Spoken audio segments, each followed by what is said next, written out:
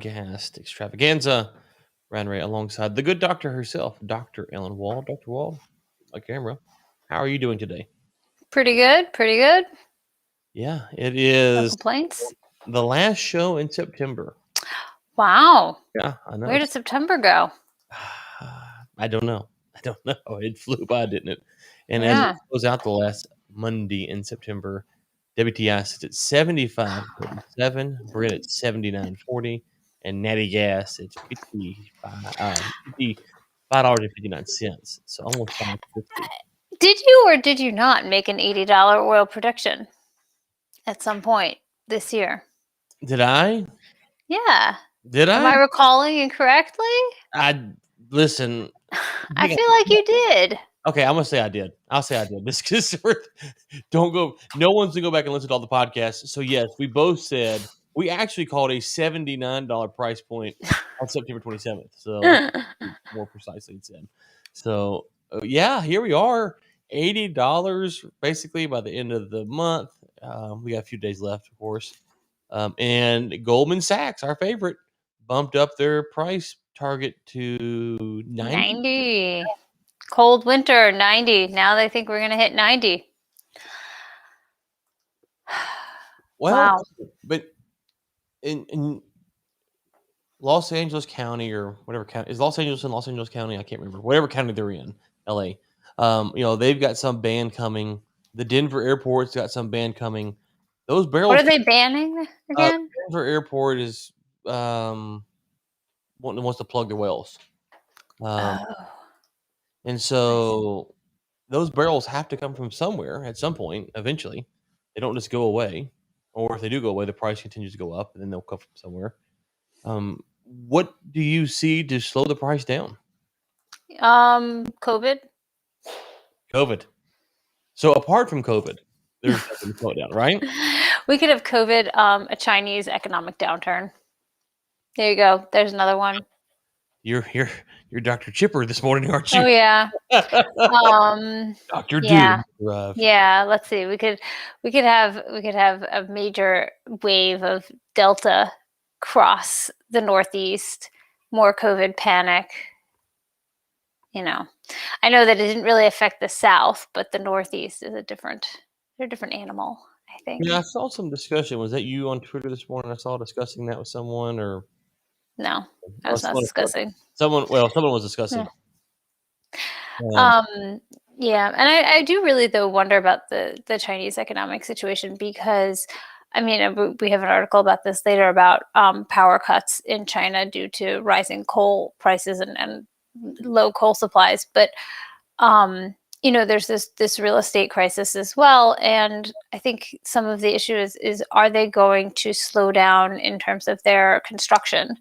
And that could mean, combined with power outages, will they cut power to factories and things like that? And, if that means lower steel prices, lower aluminum prices, lower, other commodities, which, by the way, wouldn't necessarily be a bad thing if those commodity prices went down because they've really gone up, then, oil would obviously, oil might be next. So the thing is, though, would it really affect? See, now I'm doubting myself because even if consumption is down a bit, would that really impact China's imports? Because China could just continue to import and fill.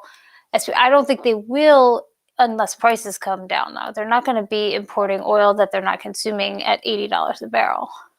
Yes, I agree with that. The Chinese economy, I don't, who knows what's going to happen there. We'll see.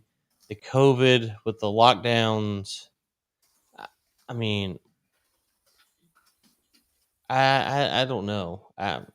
Maybe in the Northeast you could get away with more lockdowns, but I think that the spots you can re-lock down the U.S. are very small at this point, right? Yeah. And so you could see some Northeast lockdown. But I was talking to someone on the airline industry this weekend, and he was saying that by and large their domestic travel's up, and they're hearing what this means, for this worth rather, that the international travel might be coming back sooner rather than later. Okay, but what are Thanksgiving bookings looking like? What if Biden gets on national TV and says, "Don't go visit your family for Thanksgiving"? even if you're vaccinated. Now, I Can don't they get away with that? I That don't they want to say get that? called fake news, but I'm pretty sure right before we got on, I saw Joe Biden take a booster shot. Was that real? Have you seen that? I heard that it was shrouded in the pictures did not make it obvious that he was actually receiving what was purported to be a COVID booster shot. That's what the White House is saying, though, right? A booster shot? Yes, they're saying he got his booster shot.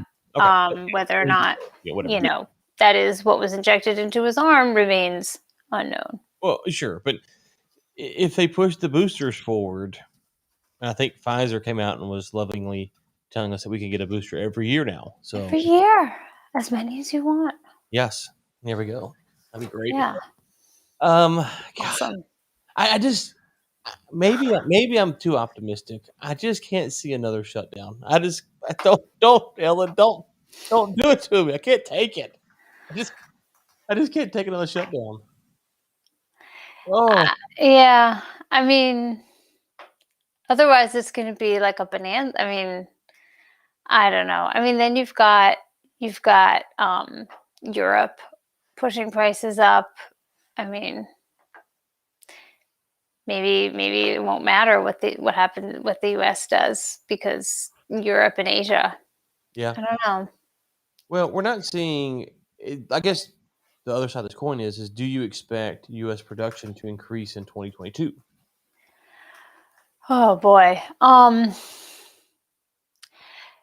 think that part of that does depend on what happens in the midterm elections. Maybe. Well, the midterm elections are going to be for another year, so it should at 80, but it should. It really should. I mean, companies should invest no matter what.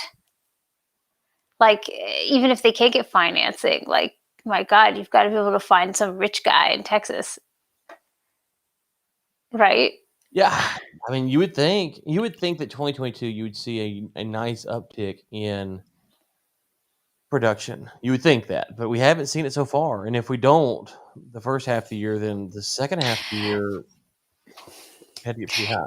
You know what though? There's also the issue of supplies, and one of the things that as oil gets more expensive, or as prices go up, so too does does the price you have to pay for things. So like it's yes, you might be selling WTI for $75 a barrel, but you've still, think about all of the things that you have to buy to and the expenses you have to put in to drill that well. The break even numbers that we had, we may be using break even numbers that don't even apply anymore because God knows how expensive concrete and sand are and personnel. I mean, personnel obviously, but like, so, companies may be finding, yeah, they want to expand, they have the capital, but they can't source the materials they need or find anyone to work. I So, think it's a good point on the material price going up. I was meeting with a vendor down in Lockhart, Texas, and just as an aside, if you're listening to this podcast and you go down to Lockhart, Texas, let me recommend to you go to a place called is it Black's Barbecue? Oh my gosh, Ellen, we went to this place and we had, I'm not kidding you, the biggest rib I've ever seen. It was tender, it was slow cooked, the meat was like that thick. It was crazy. It was crazy. It was unbelievable. I'll have to find it. Anyways, so if you go to Lockhart, Texas, I'll give you recommendations here in a second. But he was saying that this is a company based in, um, you know, um, not the Permian, and he was kind of saying, well, I'm not sure how much more in the Permian we'll be willing to work because we don't we're not getting the margins back. Like the wages are being held down mhm. by the producers, and so you might have it where um, you might have it to where you're saying that the expenses are high, but it also could be that the producers are not making a lot of money. So yeah, it's called Black's Barbecue in South in Lockhart, Texas. I don't know if you can see this. Can you see how big them ribs are?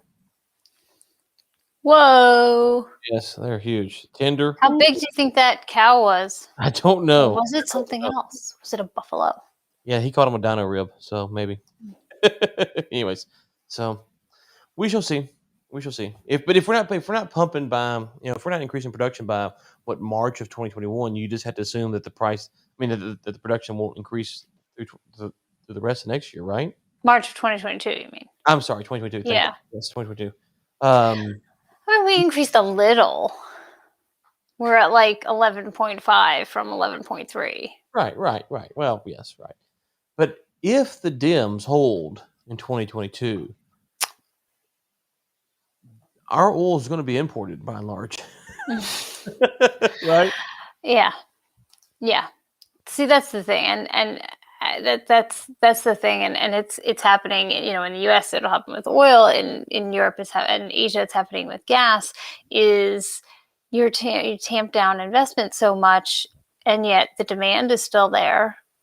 People are not going to be flock. I mean, you may have some more people buying EVs as gasoline prices go up, because people tend to like purchase like fewer SUVs. But you have to remember that there's a shortage of chips for new cars anyway. Mm-hmm. So you know what I mean? So it's everything is so screwed up that it's hard to say, will we see the normal kind of trends, like gasoline prices go up and people purchase like more fuel efficient cars or EVs or whatnot, will they at this point, because the price of a car has just gone up so much, or even the price of used cars is up because there are not enough new cars. So the whole thing is messed up, and I don't think we're going to see the same kinds of trends and shifts that we normally see, or that we would expect to see as prices go up.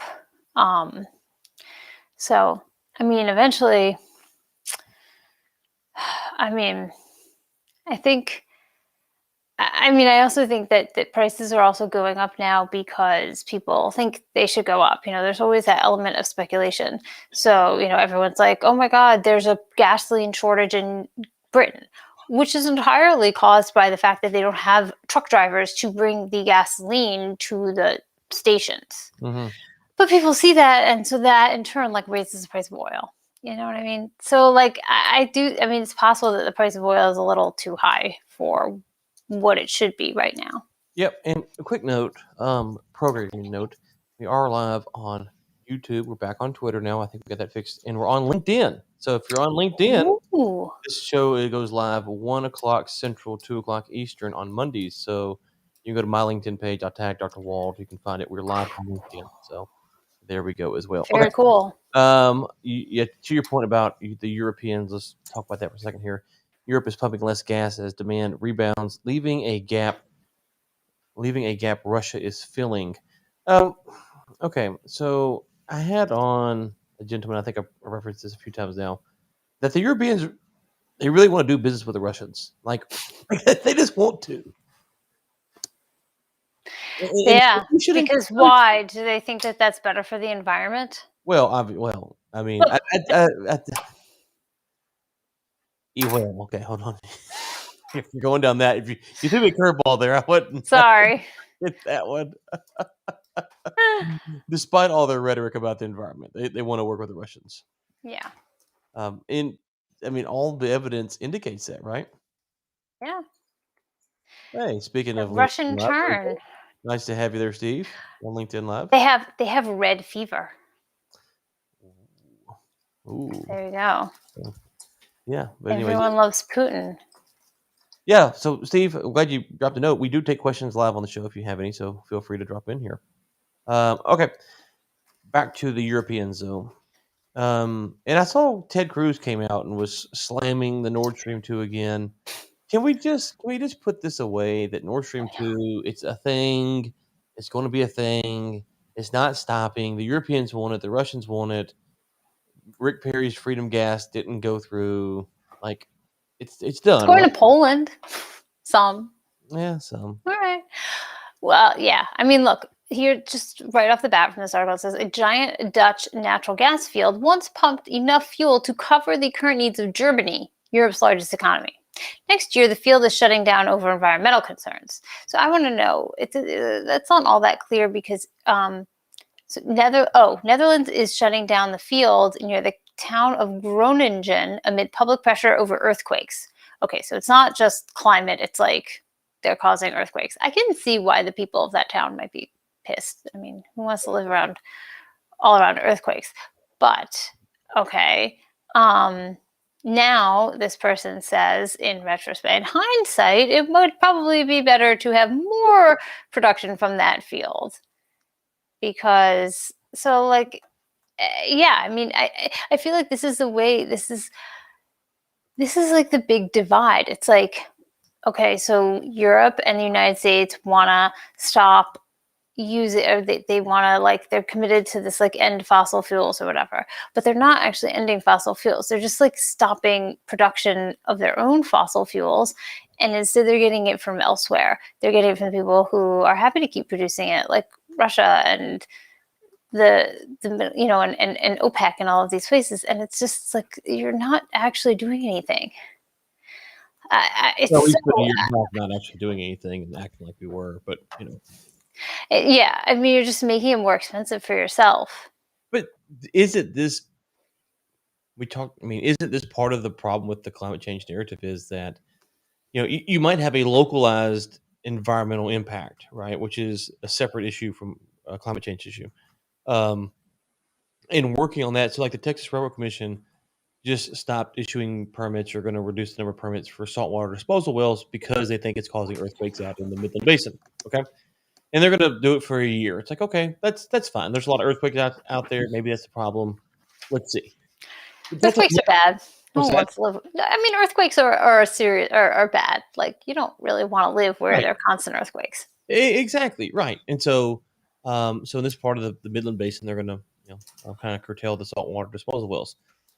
That's not the same as stopping all oil and gas production in the Midland Basin for the next year, right? And so Yeah. if you did that, if you were to stop, if you take what happens in Europe and you were to import it here, you'd say, well, okay, well now gasoline prices are going to go up, all this stuff's going to go up, and people have to realize, going back to like the Denver airport or Los Angeles County example, that there's trade-offs, and once you do this, is you've got to get it from somewhere.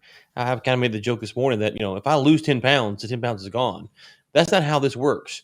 When you stop drilling here, it just comes somewhere else. So in this analogy, it'd be like me losing 10 pounds, and 10 pounds appears on someone else's body. Like it's you got to have that same capacity from somewhere.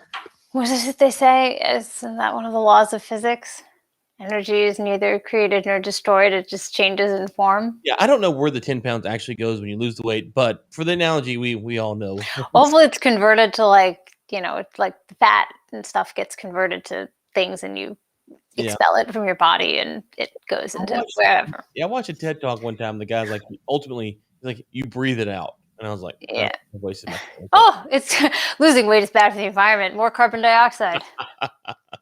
But so if you have the earthquakes, I agree with you. That's a problem. People don't want earthquakes. It's scary. I've never been in one, but I'm assuming it's scary. It destroys. I was in one.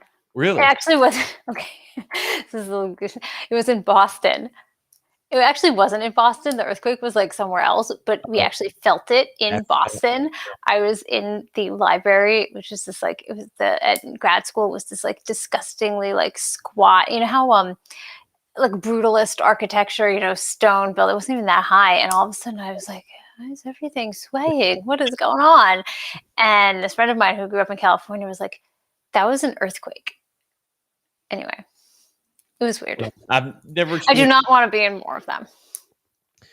But you can see sensible policies being like, okay, hey, we're destroying our buildings because they may not be made to withstand earthquakes and stuff like that. Roads are going to grow up. I can see an argument to trying to curtail drilling to balance things out, right? But that's not this. But why don't they just slow production at the fields, or do something else, or figure out what is it that they're doing that's causing these earthquakes, and do something else? So say, oh, no more. All on. Now we get it from Russia, where the Russians don't care if they have earthquakes from natural gas production. Exactly. Right? No, that's where I was going. Like, I can see you slowing it down or trying, to spread out your drilling or whatever, to try to fix the problem. But if you cut it off, then this is the problem that you have. And we see these stories, it feels like, every week. Okay. Anyways, I just want to add one more quote from this article, which is kind of funny. So they're talking about how this guy says, quote, "Nobody wants to invest in natural gas in Europe," says Christoph Merkel, managing director at German consulting firm Merkel Energy. pointing to climate policy as one factor. So that's an issue. No one's investing, just like we're now seeing in the United States. But which is going to mean that fine, then you're going to end up getting your energy from places that are investing. But also, it's kind of funny that his name is Merkel. I was wondering, is there any I don't know relation? how common that name is in Germany, but Okay. Citigroup sees gas at 100 MMBTU if winter is cold enough. what is enough? Like, Yeah, I'm sorry, but if you're going to give a prediction like that, you better give me like give me an average temperature and well, where. what was that movie with Jake Gyllenhaal where the helicopter freezes and like New York freezes and the day Oh, like after? everything, like it's like a snow is Yeah, everywhere. I saw that movie. yeah, it's like the It was really bad. Yeah, it was But terrible. I saw it, yeah, but it was one of those, it's like, what's that movie with The Rock when there's a big Yeah. earthquake? I was just Andrea. thinking about that. Yeah, I've seen that, Yeah. like, it's always on TV. I don't remember, but that movie was creepy. Is it that cold? Like if it gets that cold, then yes, I can see your point. Yeah, But how co and where? Like, in Florida, where like, matters. cold? Or, like, in China cold? Or, like, Midwest cold? Like, okay, it doubled its Asian and European natural gas forecast. So this is Asian. So it cold in Asia and Europe. So not here. Apparently. Let's I see. can't get this article to open other than that snippet. No. So It says supply constraints from Russia to Nigeria leading to a bidding war. Japan and Korea price markers have jumped 50% this month to near $30 per MBTU. So the question I have is you would assume that if natural gas prices just get too high, they'll switch to coal. But from what I understand, there's like a coal shortage. that's it. The day Day after tomorrow. Yes. Thank you, Thank you, Steve Steve. Coffee. Great Appreciate last it. name. It is a great last name. That movie, it's also always on TV. Yes. Oh well. I wonder why. I like it when they play these apocalyptic movies like one after the other, like the earthquake. Yeah. Oh yeah. The one where like everything like fills with water and they have these like giant arcs and did you see that one? Noah. No. Well, it's with someone plays a pilot. Oh. Oh God. Oh, Juicy. sorry. This is I don't know. I have no idea. I can't blanking on the actor's name. He's really famous. He was in Grosse Point Blank.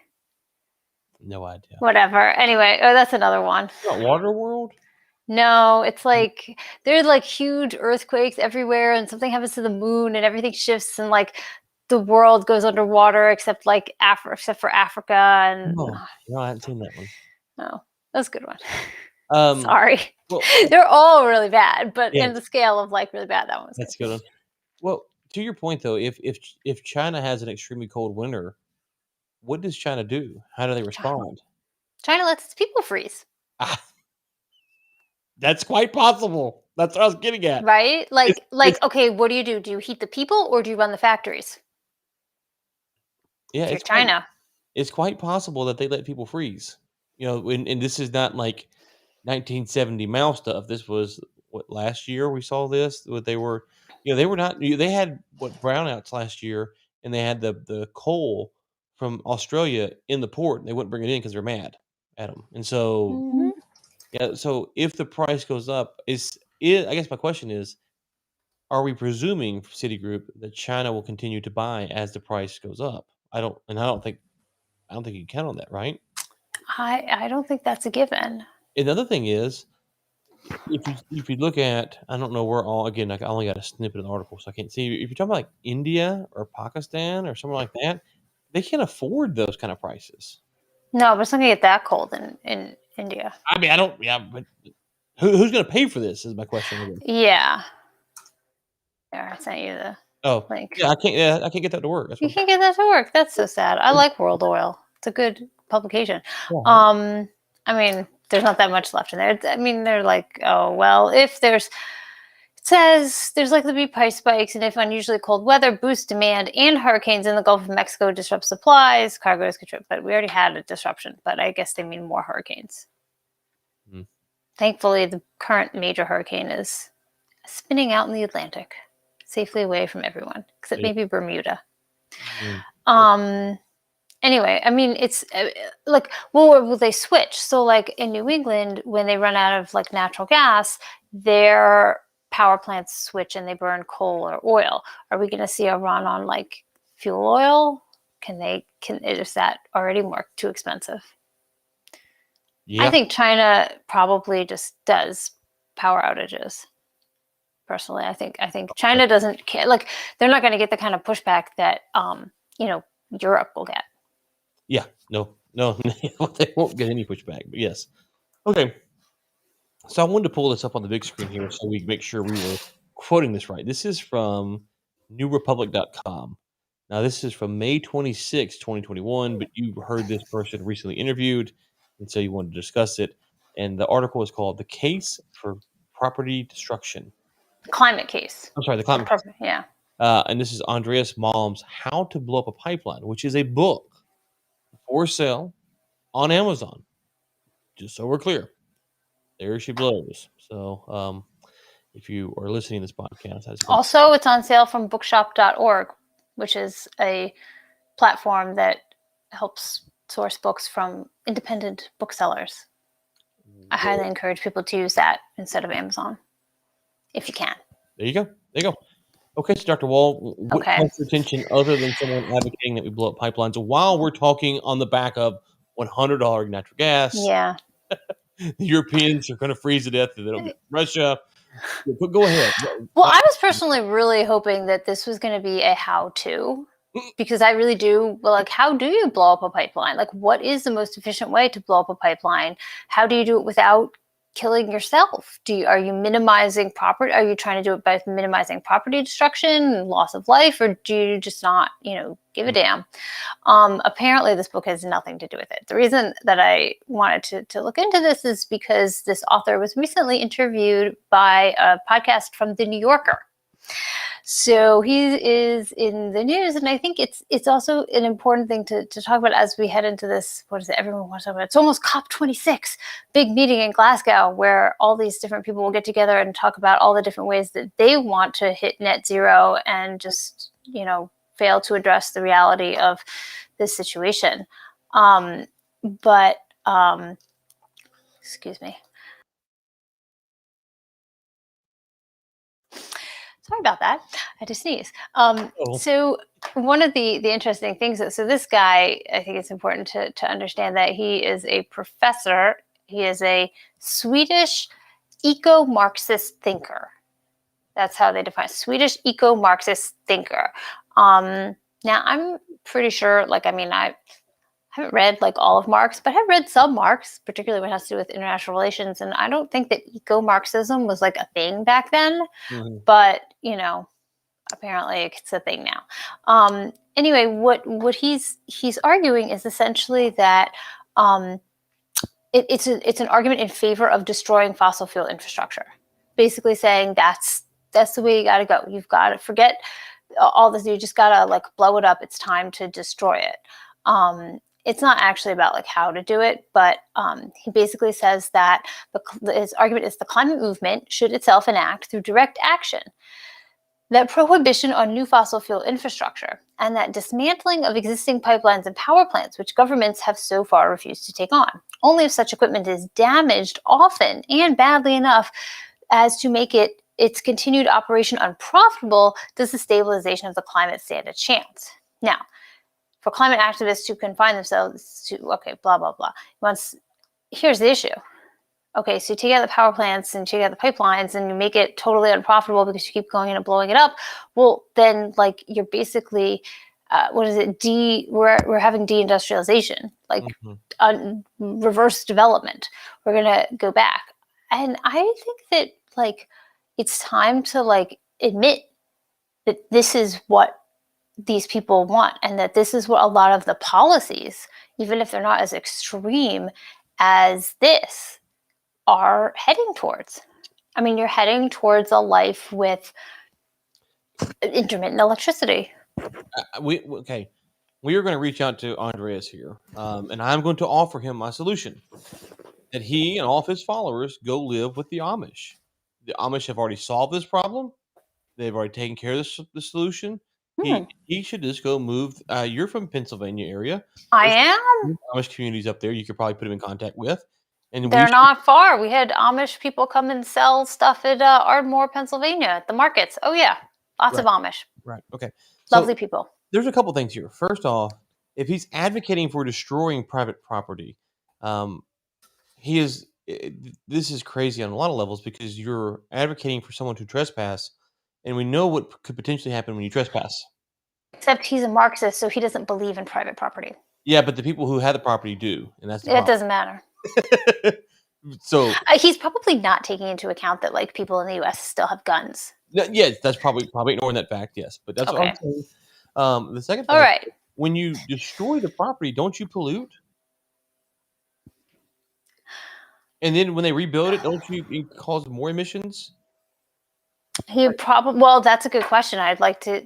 Yeah. Let's. So if I you don't want build it, to answer for him, but I guess his argument would be that yes, but in the long run, but ultimately you'll be ending the use of these things forever, and so it'll be a net gain. Maybe. I I'm don't just, know. I no, I'm like. not asking you to ask for him. I'm just saying, Yeah.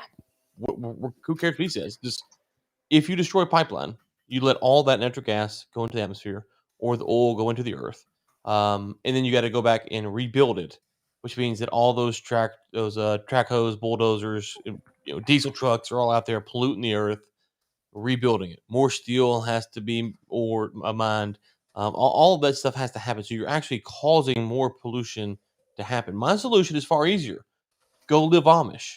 Just go live Amish because. Also, Go ahead. yeah. I was just saying also don't these people doesn't he doesn't take into account. I mean, maybe he does, and it's not in the article, but that these people have insurance. Well, and that's So insurance is going to pay to like rebuild this stuff. and if it gets bad enough, they will put out armed people to protect their property. They will. They will. And that's what I'm saying. Like you're encouraging people to go on private property. They'll eventually put out armed security at some point. But why? We'll give them How this. do you even blow up a power plant? Like, how do you? I mean, I don't know. I'm sure someone knows how to do it. Please don't email me those directions, those instructions. I don't need to know. We'll just take your word for it. But yeah, to your point, Ellen, what is the end goal here? Is the end goal to build a gazillion um, wind farms, solar farms? Is that the goal? Geothermal? What is the goal? And what gets lost in all of this is what our friend Andreas is proposing is what would actually happen is the state would just come in eventually and take over all power production, and then they would produce whatever they wanted to produce, and then they would throw him in jail for advocating for whatever it is he's advocating for. That's what he's actually Yeah. like. He's actually advocating for himself to go to jail because that's how Hmm. that would go, right? Because Well, once I want to know: is he willing to participate in it as an eco-Marxist? he should be living Amish if he really believes all this, but he It's a doesn't. really good yeah. I once it's like said that somewhere, and someone either emailed me or said something. They're like, I actually do live like this. Like, I don't fly at all, and I like live like this. And like, I was like, You, okay, good for you. Like, but you're living your principles. no, but they emailed you.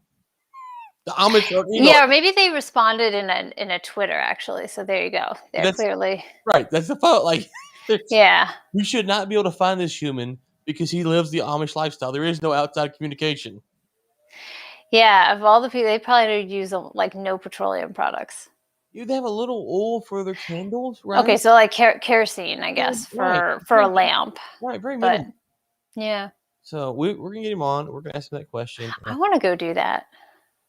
Like I want like for a week or something. Live there for a week. Okay. I don't know. Well, like I don't know. I've always kind of wanted to do this. You know, they have those like colonial plantation type things. I don't know if they have them in Texas. They don't really have them in Florida, but they have them up north because, like, you know, here's how I used to live. And you know, like you go visit and you see the woman like baking snickerdoodles over an open flame and like tanning hides and weaving. So a friend of mine got this job when we were in college. She was a history major. There was one of these places in Long Island, and she was working there with a bunch of other college students. And then they had this program where they actually had to live there for like 2 weeks or a month, some amount of time, and like sustain themselves. Oh She wow. said it was awful though. I was Yeah. kind of bummed. I thought it might be kind of fun. Well, that's why this cat didn't live in the Amish lifestyle. He wants to be a professor somewhere and get Yeah. paid for, putting out all this nonsense. So, anyways, okay. All right. Next, we'll go to. Maybe we'll get him on and he will tell us. There we go. We'll be very nice and respectful. We're going to ask the Amish question, though, but Yeah. we'll ask it very nicely. Yes. Investors bet environmental fears will crunch commodity supply, lifting prices. We've kind of hit on this some already, but Yeah. it's kind of hard to escape that this is, in the U.S. at least, and in parts of Europe, what's driving what's going on. I just thought maybe you can show the Yeah. there's like a chart a little bit down in the article. Maybe we can put that on the screen. Yeah. Just look at annual spending on oil and gas exploration and production. Like, wow. Yeah, so for perspective, for those listening, in 2000 it was 41 billion, and then 16 and 17 it dropped down to 51 billion, and then right now it's at 90. It peaked in 2012 at 165 billion. 2015. No, peaked in 2015, 2014. No. 2012 according to my thing, right? Oh, you have a different one. Am I looking at the wrong one? Maybe. Whoa, yours is different than mine. Did they change their? That's so weird. No, I'm not. Yeah, mine says annual spending on oil and gas exploration and production, and yours says annual global expenditures by mining companies. Are we on the right article? That's what I'm looking at. Oh, wait, you just went down too far. Oh. There we go. Sorry. Yep, I was the wrong one. You're right. I was like, what? I know I'm reading the chart right. Okay. Okay. Let's get this right. Okay, so let's take two. Annual spending on oil and gas exploration, going back to 2010, is $208 billion. Peaked in 2014, as you said, at $287 billion, and then right now it's all the way down. Is that? I mean, we only have 2020 numbers, so yeah, 130 billion, 131, we'll call it. Ugh. It was 170 in 2019, so $40 billion dropped off. And it was like coming back. You could see, like, look, like, I mean, the low, it really hit a low in 2016, but it was starting to really come back. And then, gosh, 2019 was okay. And then just the pandemic just killed it. I suspect that these projected numbers, where it takes us to 2025 to get back to 176 billion, I suspect that's. Oh, okay, hold on. I'm again reading it wrong. The 176 is only the gas portion. Yeah, why does that show you the total here? I know. The total would be combined.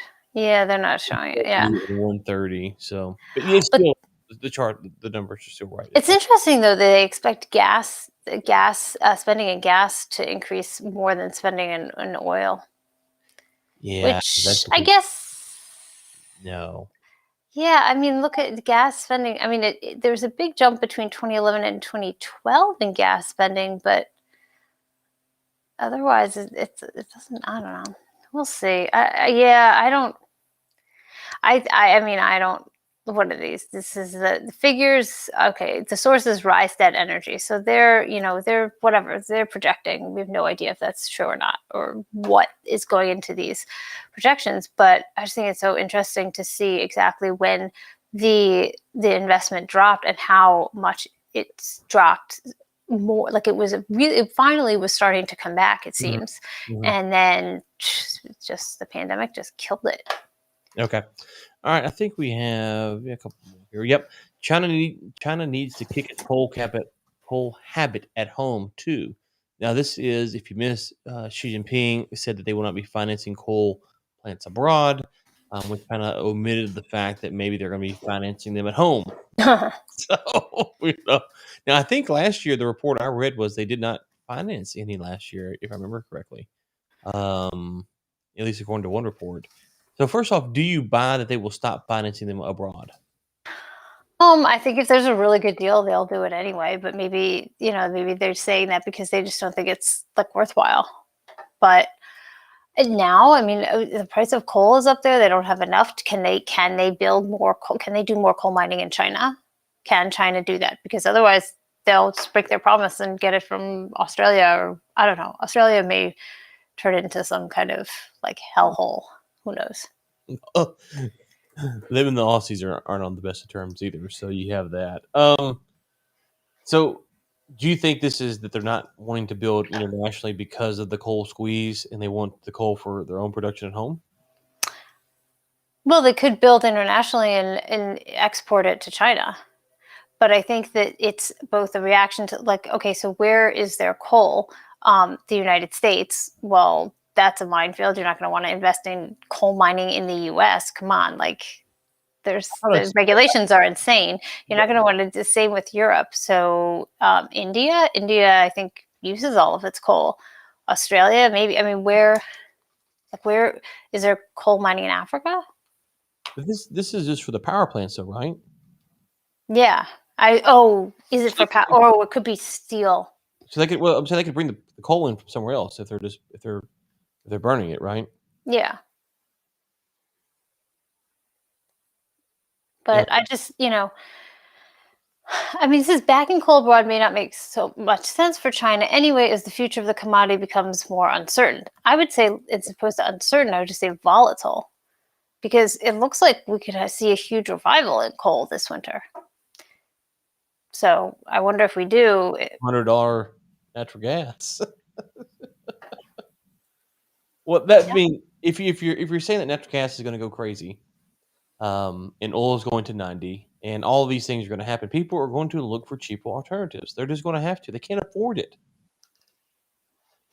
I mean, okay, I don't really know a whole lot about coal mining other than these like books I used to read when I was a kid about, like coal miners being, about coal miners unionizing in Pennsylvania, and, the horrible, like, like those like horrible experiences where the company owned everything and then they go on strike and everyone was coughing and people died in cave-ins. Okay, that's like my extent of my knowledge about like what it's like to mine coal.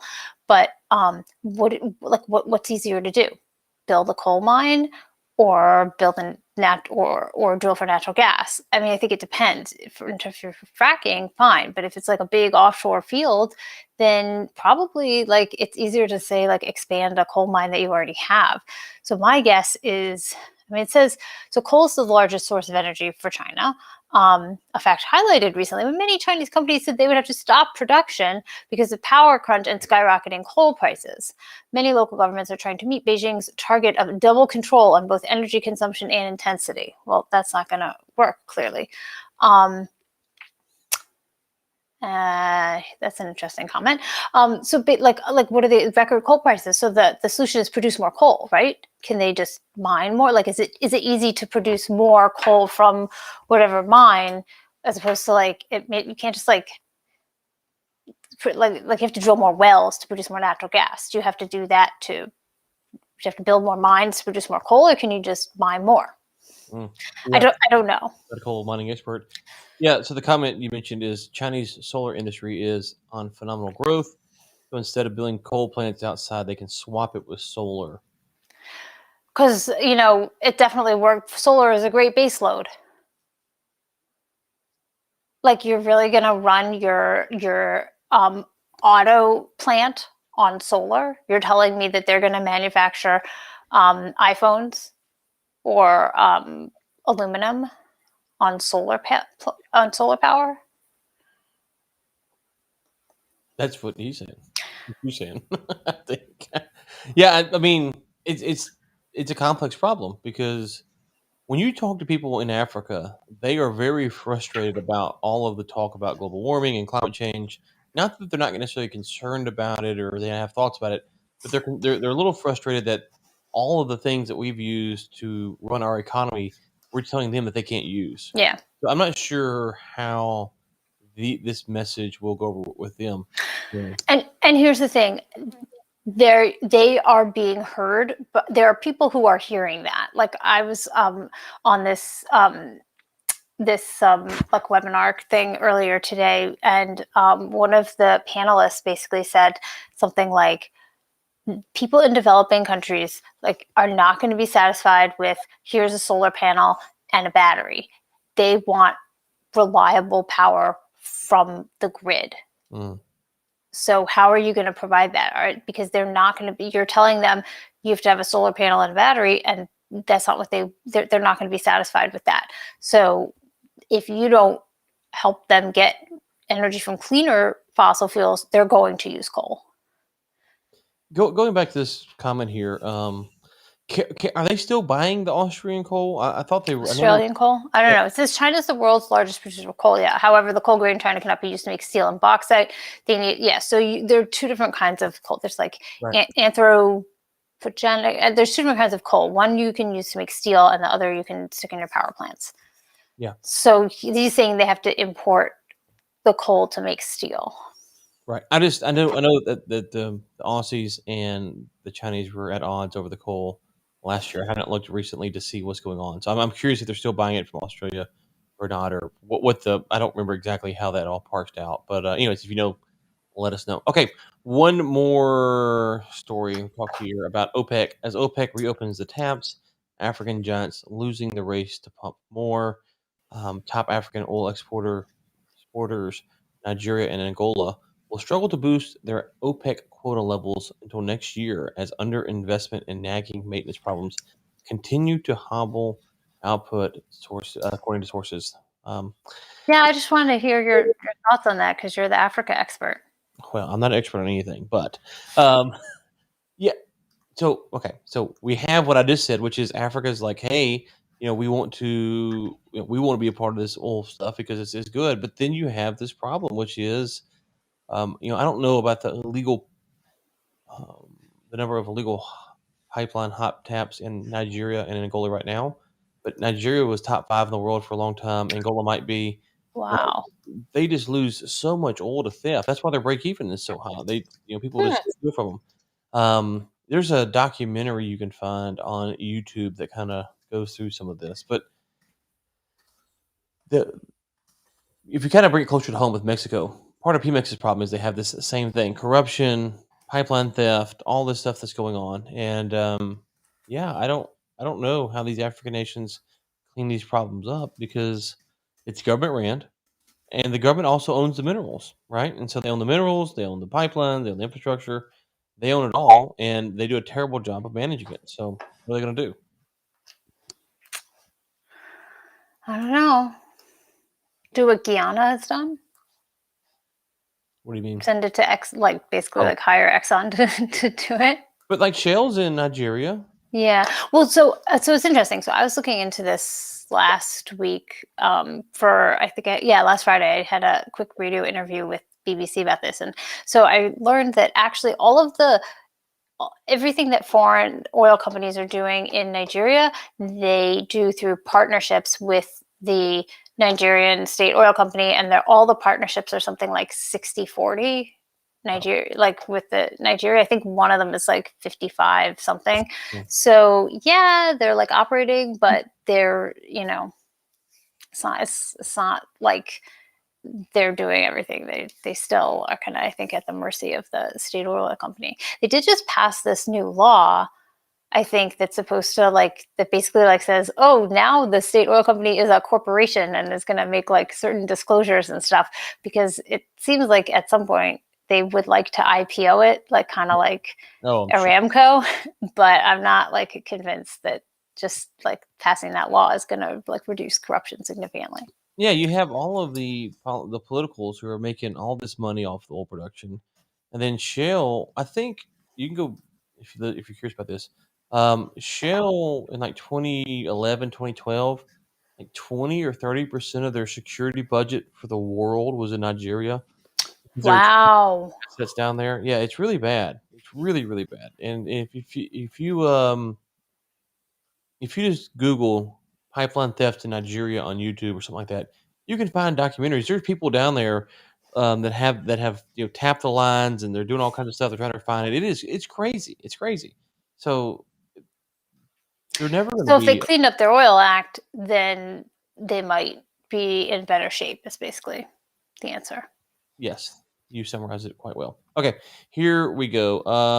Let's see here. Chinese are buying from Russia as well. Cool. Yes, talk about the coal. Sorry. Siberian region has very, very high quality coal. However, on volume basis, Australian exports a lot more higher coal. But are they still buying from Australia? I don't think they are, or not as much. So, anyways, okay, Dr. Wall, I think that is it. Where will you be this week? You mentioned you're on BBC Where last. Let's see, where will I be? Oh, the listeners should check out. It was earlier today. I was part of a panel sponsored by the Canadian Global Affairs Institute, where we talked about geopolitics and U.S. energy policy, U.S.-Canada relations in terms of energy, OPEC, China. It was a really, really great panel, and that I think is going to be on YouTube, but it's also available in podcast form. So it was a really great panel with a really great discussion from the other panelists too. Hold on. So Yep. Real quick, before you go further, sorry. Someone just hit this on Twitter oh, from Kathy Wood. Oil demand probably hit a secular peak last year, and thanks to EVs, now in a secular decline. Though ARC has no formal forecast, I believe that oil prices are on their way back to $12. could someone explain to me what does secular mean in this context? No idea. Back to $12. That 12. When was it last was the 12? 1973 oil cartel crisis or lower. Now that EVs are taking off. This is Kathy Wood from someone tagged me in this. This is from July 15th of 2020. So I don't know the person that tagged me in it. I guess it came back up today. Well, that's a very Oh, interesting. oh, I guess it's probably because oil's at like 80 and not at 12. Oh Probably. Yes. So Kathy Wood, yeah, $12 no, secular sorry. price. Oh yeah, isn't she like that? Some weird like She's the head of that head ARC of thing. yeah. If she won, they like nailed it last year, but I haven't looked at the performance this year. People So just say this stuff to get on CNBC. I gotta start saying stuff. Gotta start saying stuff. Okay, I'm sorry. Well, apparently, as far as I remember, I think you said something like about how oil is going to go. I'm pretty sure you said like back in January or something, oil is going to go to 80. So We'll say I called it. We'll just say I called it. Close enough for me. I, yeah. I called it, but I got it from you. So there we go. Okay, where else can you be? Anyway, yeah. So I'm there, and I will be on investing.com. Okay, I will be on Inside the War Room. Have on Dr. Patricia Farah, who wrote a book on the 4,000-year history of science, women in science, all that fun stuff. I have on Elizabeth Laris, talking China. And then I have got so many podcasts this week. I don't even know who else is coming on, but there is a handful of guests coming on from a handful of various backgrounds. So, anyways, check out Inside the War Room. And with that, Dr. Wall, we'll be back. And again, if you're listening to this and you're on LinkedIn, connect with me or Ellen. We will be here live Mondays at 1 p.m. Central Time or 2 p.m. East Coast Time. With that, we'll talk.